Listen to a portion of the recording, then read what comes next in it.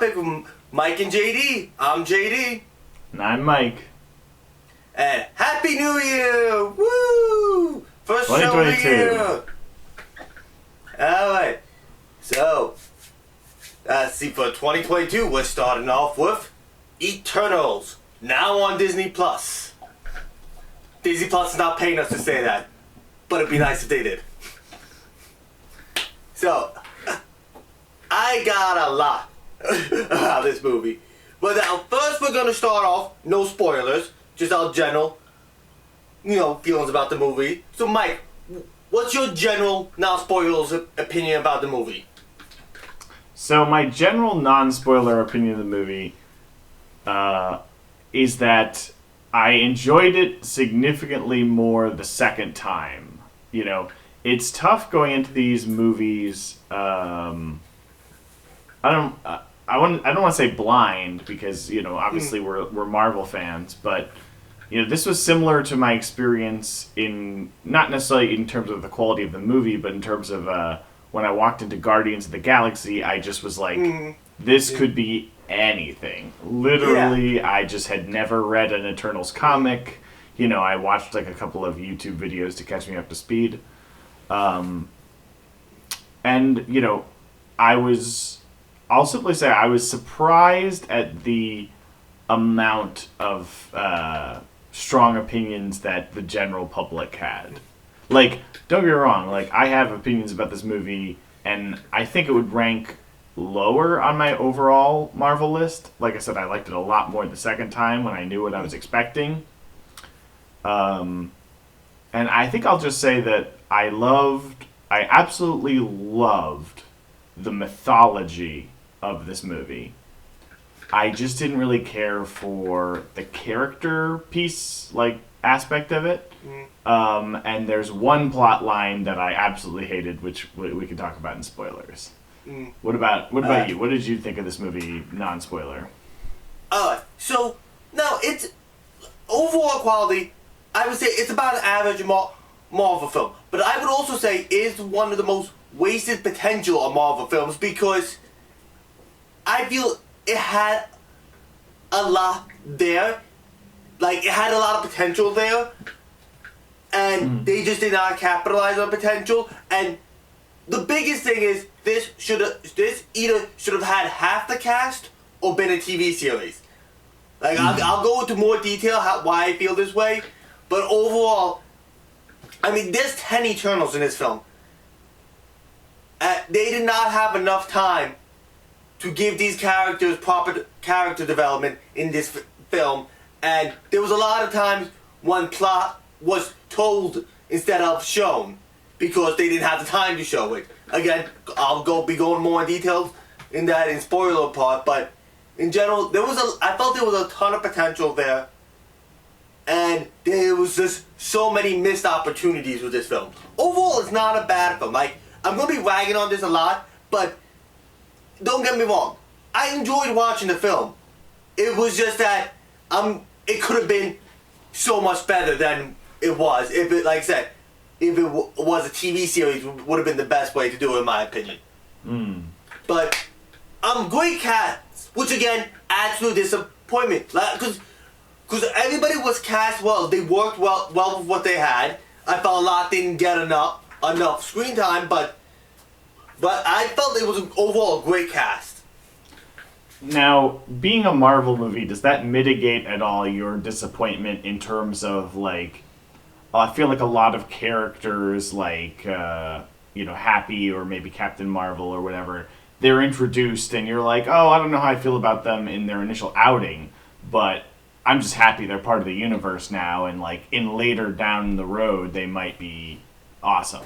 Because that's kind of how I feel I felt like, I didn't love, there were a couple characters I liked, but there was no, one standout character I'm like, oh my gosh, I need more of this character. You know who I felt was the standout character, ironically? Was the valet. I was just about to say, was it the valet? Yeah, he is my favorite character as well. He's a pointless character in the film. He serves no point, but he's entertaining. He's like Darcy in the Thor films. I thought he was no plot point, but funny. Yeah, I absolutely love that character. Yeah.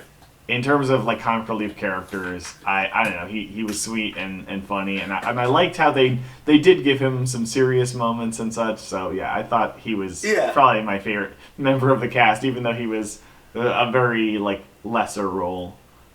Yeah. No, yeah. So can we at least agree that this is a pretty movie? Yeah. It's visually amazing. Yeah, I thought that, obviously in the marketing they made a big point that they weren't going to use green screen plates, they were going to shoot everything on location. And I think at least in that one aspect, the film definitely lives up to the hype.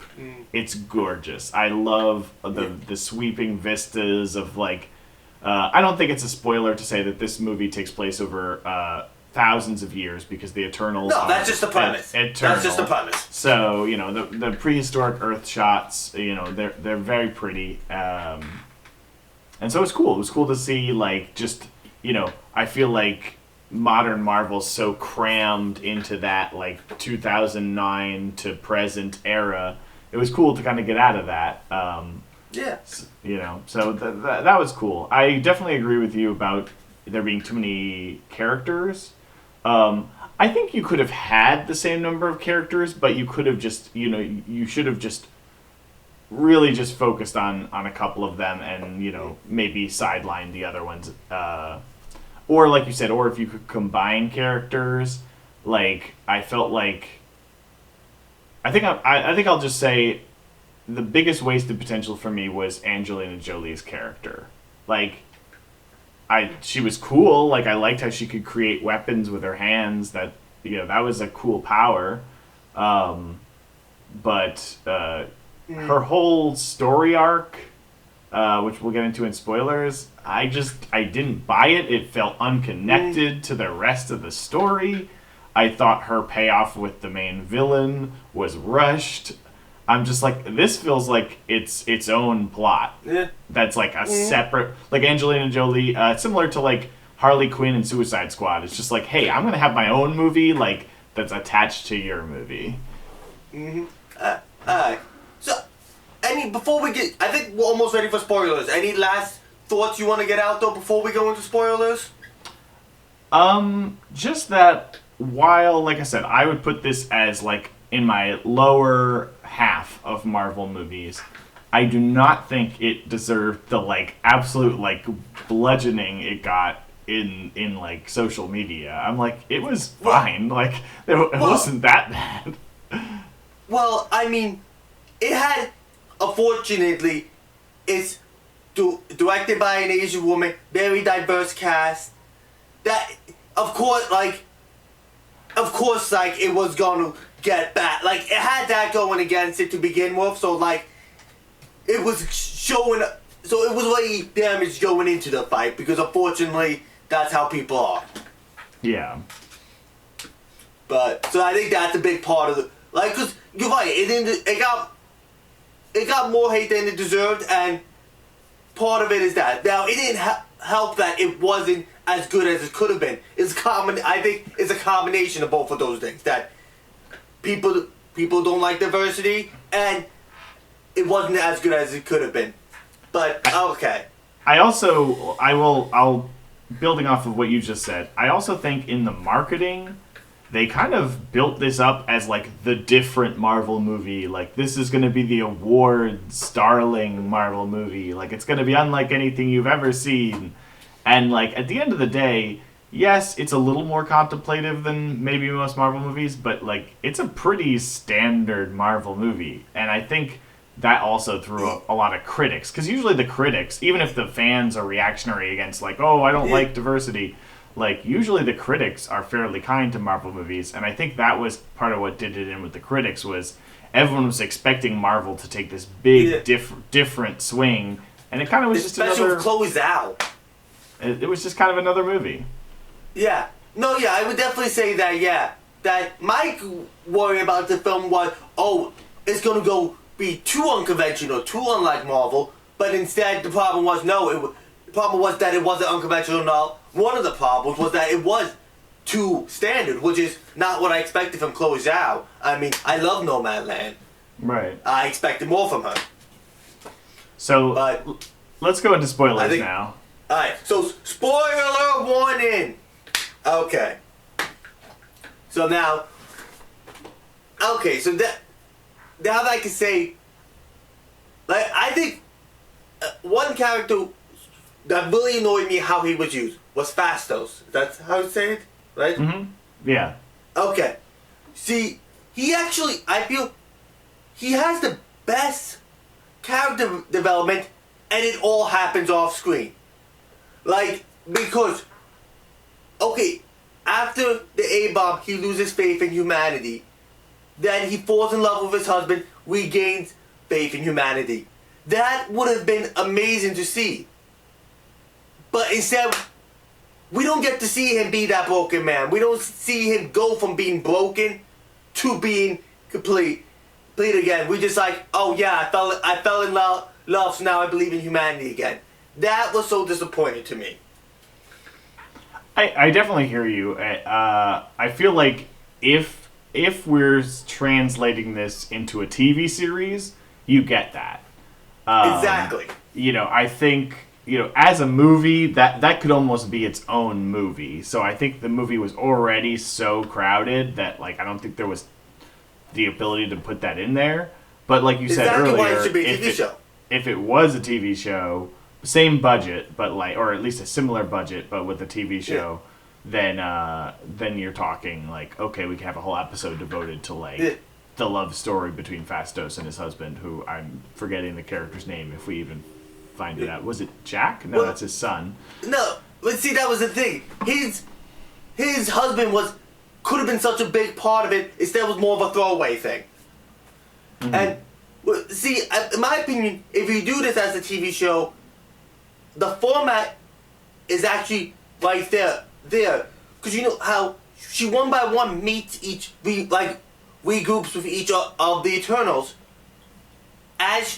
So you follow that same storyline, and each time you go to the flashbacks to them, like when they go to find Fastos, that's when you see the flashback, his flashbacks. You see him back with the Eternals. You see him on his own. I think that's the way to do it. And then, like I said, because, like I said, you're right. You can't do that. That's too much to do in a movie. His storyline, but it would have been so good that it'd been great to do it in a TV show. One episode. That's the big thing. That's his thing. That's why you care about this guy. Right. Like I would have. Oh yeah. No, go on. No, go on. I was gonna say I would have loved it if they did some sort of like an Avengers style thing where basically in each episode you get the entire history of one. Like you follow one Eternal. Exactly. Yeah. And exactly. then Avengers style, the final episode, they're all teamed up together. Or maybe even the final couple of episodes, depending on how long the series is. That's the idea, yeah.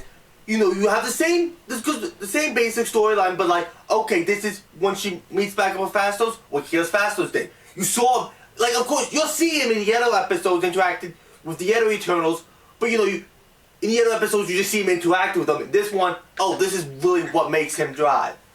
Mm-hmm. And another character, I won't say Makari. That's how you pronounce it, right? Yeah, Makari was one of my favorites. Those were my two favorite Eternals. Well, actually, Makari, I was actually very disappointed in. Because, like, I love the idea, there's going to be a deaf person in this film. And I felt she didn't do, like, the actress did a great job of what she had. She had funny moments, but, like, I don't really think they gave her much of a personality, in my opinion. See, I liked her personality. I just thought they didn't give her a lot to do. Like, I felt like I liked her kind of. She had a pretty bog standard, like, I'm the sarcastic one. But I liked her relationship with Druig. I liked her kind of. She was a little bit more, I guess, rogue than some of the other Eternals. So I don't know. I liked her character, but yeah, other than finding the point of emergence, which, by the way, compare her super speed scenes to Quicksilver's. in terms of just effects, her super speed is way cooler looking than just like that blurry slow-mo that they slap on. Like, I really dislike the way they do super speed in Marvel. It's much better done here. And another thing about her character, though, which, see, many people are like, okay, if she's genetically created, why she's deaf. Now, originally I heard, like, I thought it was even in the press release, they actually had a clear reason why she's deaf. It's because when she runs super fast, she creates sonic booms. But that was never actually in the movie, which, that was a bit disappointing because that would have been something quick, and then, like, personally, it didn't bother me that she was genetically created and deaf, but, like, a lot of people are bringing that up. And that was something that you could have completely avoided. One line of dialogue that, oh yeah, because of the sonic boom she creates, she can't, that's why she was created not to hear, you know? Right. Well, it's interesting, like, the way they chose to do it, where each of the Eternals has one power. Like, you could also be like, well, it's also not really clear why one of the Eternals is a kid forever. You know, it's weird how they're like... Well, yeah, see, that's another thing. Another thing they really didn't get to address as well as they could have. But yeah, it's interesting. I did think it was kind of cool, like, that they didn't even know. Like, that, like, Sprite is like, I don't know why Arishem made me this way. Like, I thought it was cool them kind of questioning the nature of themselves, and I liked the whole robot aspect of it. Although, I'm not really sure, does this mean that Thanos is also a robot? Because they're not Star Fox robots. is... Well, they're okay. They're synthetic beings. Yeah, but see, they're still, I thought they're organically created, like, you know, they're almost like not quite clones because their DNA is specific, but, you know, closest, like a clone, they're a bit closer to clones than robots is what I got the idea of, because I got the idea like they're biologically functionable, they're just created specifically. At least that's the impression I got. Gotcha. Okay. I'm not sure about that. Maybe they are robots underneath. Either way, I wasn't sure if the implication is that Thanos is an Eternal. Yeah. Because I hear even in the comics, it's kind of like a murky thing whether or not he's an Eternal. Right, because like Star Fox is an Eternal at the post-credit scene, and he's the brother of Thanos. And they even call him brother of Thanos, don't they, in the film? Yeah, they call him brother of Thanos, but he says, "Hello, my fellow Eternals," which I'm like, wait, does that mean that, like, Thanos and also their father, Lars, I think his name is, are they also Eternals?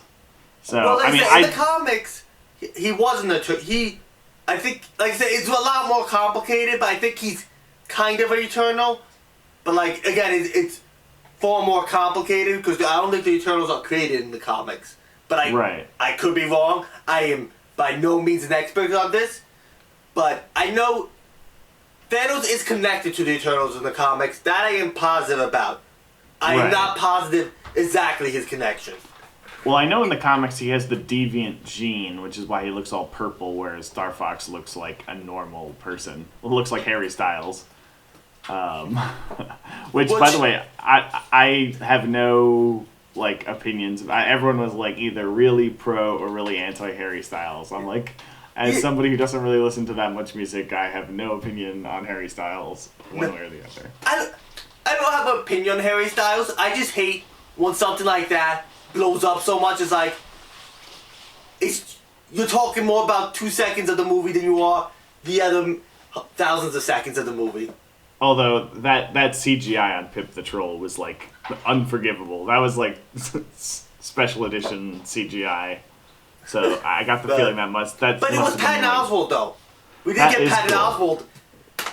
That wasn't is actually. It's arguably a second MCU role. It really depends. It's Agents of S.H.I.E.L.D. canon. Nobody knows. I'm sure we'll find out with they seem to be finally crossing the streams in the Netflix universe at least, so we'll see if... But yeah, that's a whole nother discussion, what's canon and what's not canon. But well, on the subject of deviance, that was my biggest complaint about the movie. It was just the whole plot line with the deviants. I loved their design. I thought that was really cool, and how they were like evolving, and they were like these purple creatures. I thought like visually they were striking, unique creatures. Like a lot of times Marvel just has these generic monster villains, and so I thought they stood apart from those. But then they kind of just wasted them. Like they have this whole like evolving deviant, and he's like getting stronger and smarter. And like I'm like, ooh, what's his final form gonna look like? Is he gonna absorb like, you know, Icarus or something, and then he's gonna be like unstoppable? But no, he just dies. Like I forgot he was in the movie. Like I was rewatching it, and then he just shows up on the beach in the finale, and I'm like, oh yeah, this guy. And then Angelina Jolie just cuts him in half, and then it's like, okay, well, I mean, forget about the existential crisis he was raising. Yeah, just cut him in half. And also, but here's the thing. He was mad at the Celestials. They were trying to stop a Celestial. Shouldn't he have teamed up with, like... I would have much Yeah, that 100% JD. I think I wanted them to all team up, defeat Tiamat or stop the emergence, and then he'll be like, I'll get you next time. Like, I still haven't forgiven you, Eternals, but we're going to team up just for 5 minutes. And then he can fight in the next movie. But no, he's dead. You know what, though? I honestly would have been fine with the Deviants just staying like the generic CGI monsters, because you know what? They didn't even need the Deviants to be this great villain, because I felt Icarus was a great villain that would have been even better if, you know, again, we had more time, like in a TV show, because to further explain why exactly he's so dedicated to following the Celestials' will. Like, it was a great concept, but it was like, but we never got the why he was doing what he was doing. Right, and like, if we got the why, he would have been one of the best Marvel villains. I really liked his character. I thought I loved the whole, like, you know, I loved how tortured he was. I didn't really understand why Ajax chose to tell him about the emergence, though. Like, that wasn't super clear. Why, like... Well, I got it. She was her number 2. Like, she was the... Like, it made it clear that... That's why everyone was so surprised that Cersei was chosen as the replacement, because he was the one she trusted the most. And had she just died...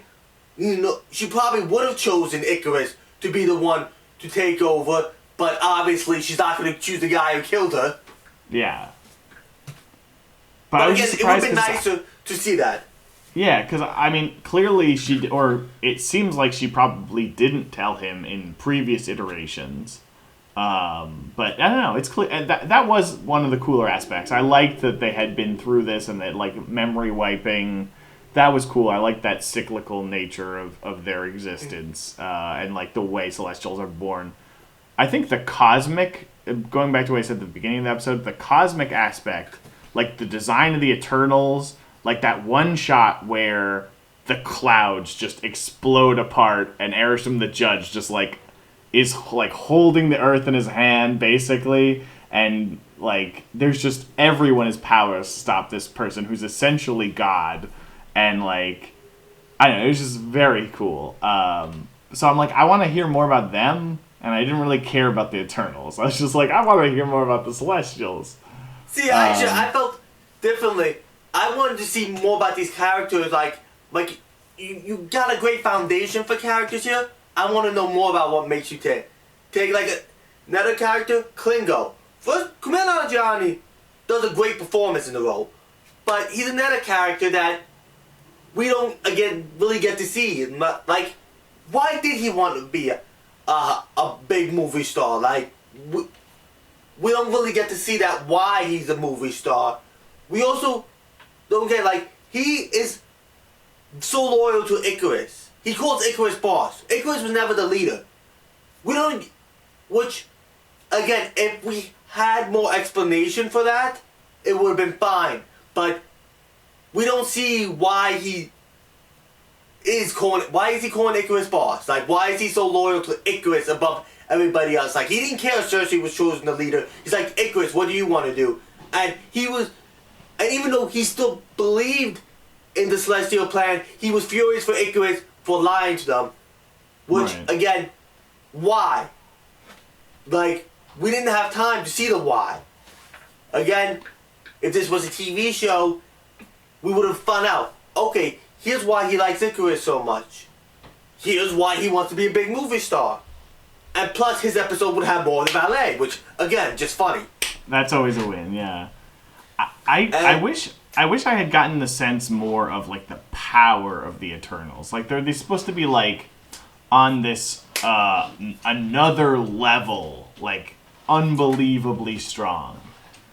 But I just never got that. Like they're supposed to be like Well, yeah, other than Icarus. Icarus was the only character I felt like, okay, this guy's like for real. Like no one can mess with this guy.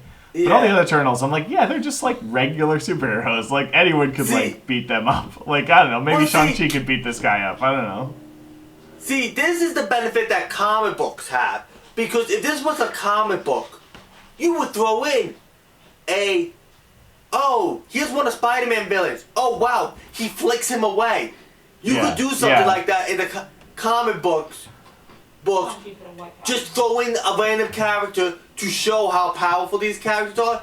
That doesn't really work. Even if it was a TV show, they still really wouldn't have been able to just throw in another random villain in it. That is the benefit to comic books. Like, they can do stuff like that to make the scale clearer.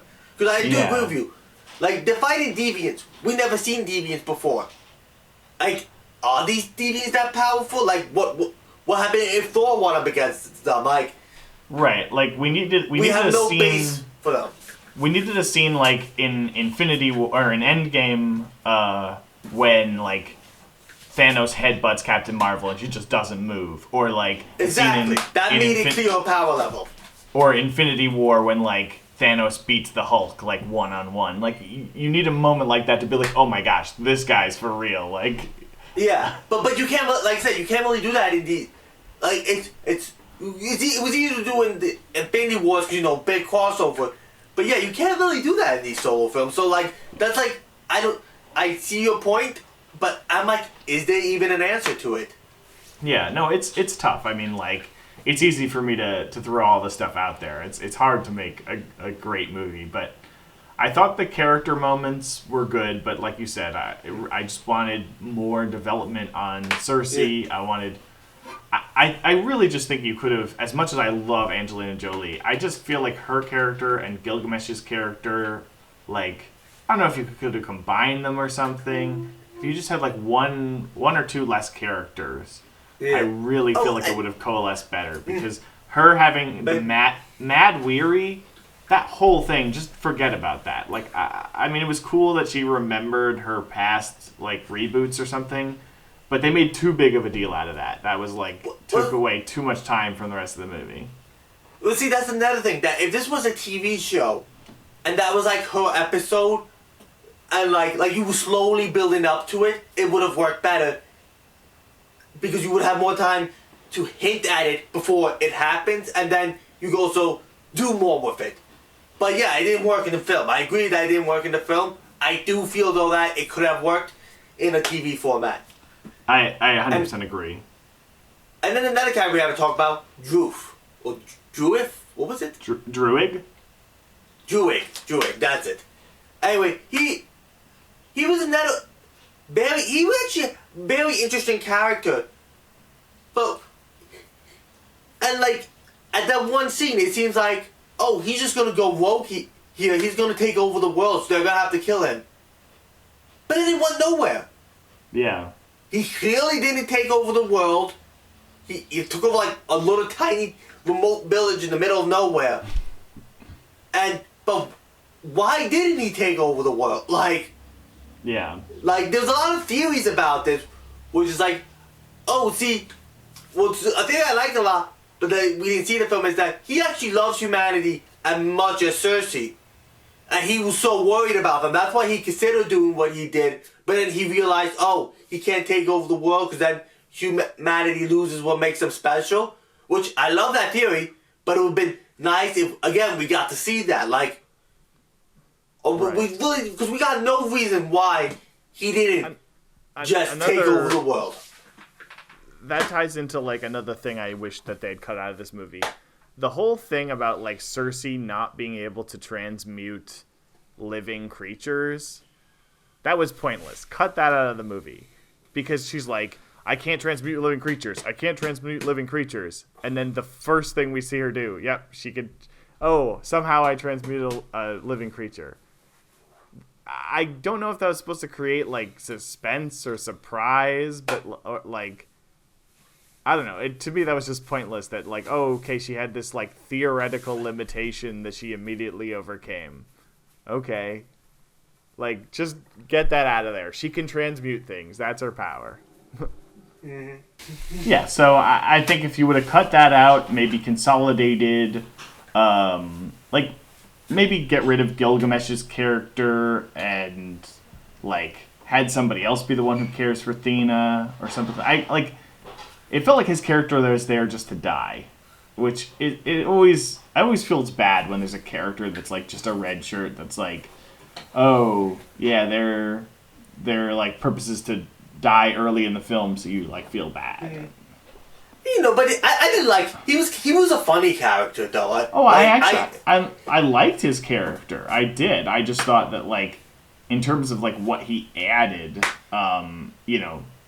maybe he could have been the one who had Mad Weary, and just Angelina Jolie's character wasn't in it.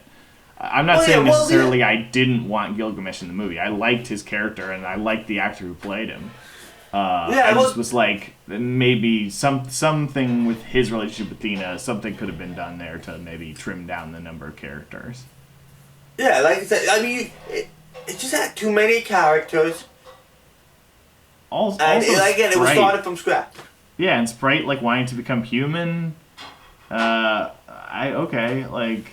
Sure. Like we see a little bit about that when she's pretending to be an adult, but right. again, there's another.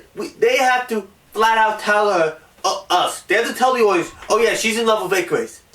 Right. Because they didn't have the time to show us that she was in love with him, so they had to be like, they just had to flat out have Klingle say, oh yeah, I know you love Icarus. Right, exactly. Again, in a show, they could have hinted at it. They wouldn't have had to just tell us. Yeah. Again, like I'm saying, the time restraints of doing this as a movie over a TV show really brought it down a lot. It could have been so much better. Or at least, I mean, even if, because I understand with the budgetary limitations, it couldn't really be a TV show, but at least I feel like they could have set it up to be like, hey, we don't, I mean, maybe it has to do with like the way that they're making these movies. Like, I don't know if we're confirmed to get an Eternals 2, but I felt like they could have left a lot of these things unresolved to like the sequel, like or future Marvel things. Like we didn't need to try and like tie up every loose end right now. Well, speaking of that, see, a lot of people actually didn't like this. I did like how they did Dante in this film. Dante? Right? No. Kit Harington. What's his name? Damien. No. Oh, I don't know. He was the Black Knight. Kit Harington. Yeah. It's something with a D. I think it's Dante. I am not positive, though. But anyway, I liked it. Like some people, I like that. I'm like, you didn't shoehorn him into the main storyline. You just did a little setup. Like that I liked. I'm like, I'm very curious to see where his character goes. But it wasn't, it's like because they had no room for him. But, they had a nice amount of setup. I am really glad that they did not force him to, like, do anything in the movie. I thought it was fine. He was like, oh, fun. He's, like, dating Cersei, and, like, maybe that's going to lead somewhere in the future. But, no. Perfect amount of Kit Harington. If anything, maybe just put him in the trailers less. I think people were just mad because, like, in every trailer, he was like, why didn't you guys help fight Thanos? But, like, he wasn't really in the movie that much. Yeah. But, like, I think that was smart. I think that was more... But, yeah, I think that was more like... It wasn't like, oh, what line about how much is in the movie? That was just a good line for the trailer. Right. No, I don't think it's anyone's fault in particular. I was just saying, like, I think people were mad because they expected more Kit Harington. But I think it was the perfect nugget of setup. I didn't even need the post-credit scene, honestly. Like, it was cool, like, to hint at, like, oh, maybe there's more going on here. He might be the Black Knight. But did you see who that was talking to him? I did not know, but people told me it was Blade, Mahershala Ali. Yes, I didn't know at the time either, but it has been confirmed. That's Mahershala Ali as Blade. So that is very intriguing. Like, yeah. So are we gonna? Is Black Knight gonna be part of the Blade movie? Well, I'm in if he gets to kill Jared Leto in a Morbius crossover. I'd rather just not bring Jared Leto to MCU at all because I just don't like Jared Leto, but that's a different issue. No, but then you get to see Mahershala Ali kill Morbius. but anyway, yeah. So I think we both agree that was something done very much right, though. About just enough of him, just enough of setup without overburdening us with him. Right. No, I thought that was the better. Honestly, between the Harry Styles thing and that, I thought that was the better post-credit scene. Even though, I agree. Yeah. So, I thought that was good. But yeah, overall, I thought people were like a bit too hard on this movie. Like it didn't like blow my mind, but it also was like just a solid Marvel movie. I thought, in terms of setting up cosmic stuff, A+. In terms of like how many times I'm gonna like. This movie felt a lot like Thor, where I'm like, yeah, I'm not going to, like, pop this movie on, like, on a Tuesday night randomly. But, like, in terms of what it set up, it's cool. It's like a stepping stone to future movies. Yeah. Like I said, I liked it. I just wanted more out of it, and I expected more out of it. But, like, my concern, like I said, was going to be too unconventional for a Marvel movie, but instead it was too conventional. Like, it's not what I expected, but I didn't hate it. It was fun. It was enjoyable. Yeah. Here is your reminder. Get ready for work tomorrow. So. But my headphones are dying, so I think that's a sign that we have to wrap it up. Yeah, I think we should wrap it up. My Alexa's telling me to wrap it up. All right. So, Eternals. It's a good movie. Give it a watch on Disney Plus. Yeah, right? Watch it, because otherwise you're going to be really confused in the future. Well, you're going to be confused anyway. But, yes, I endorse this movie. Yeah, so, I'm still JD. And I'm still Mike. Adios.